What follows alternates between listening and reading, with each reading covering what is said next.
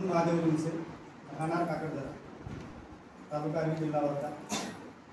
मी सर्वप्रथम विषय समृद्धी टीम आणि प्रदीप सरांना धन्यवाद देऊ इच्छितो, कारण त्यांनी ही कार्यशाळा आयोजित करून आम्हा गावकऱ्यांना इथे आमंत्रित केलं आणि खूप छान प्रकारे सोप्या भाषेत, आता प्रदीप सरांची भाषा हिंदी असली तरी त्यांची भाषा इतकी सोपी होती की सर्वांना समजण्यासारखी, सर्वांना म्हणजे आम्ही त्या खेडे भागातील लोक आहोत, सहसा करून हिंदी भाषा समजत नाही खेड्यातील लोकांना, तरी पण प्रदीप सरांची हिंदी भाषा इतकी सोपी असून सगळ्यांनी समजून घेतलं आणि समजलं सुद्धा आम्हाला, आणि काय करत होते काय नाही ते सब स्पष्टपणे समजून येत होतं। आणि जे काही ते आम्हाला प्रश्न विचारत होते ते आम्ही त्याची भाषा समजून आम्ही त्यांना उत्तरं देत होतो।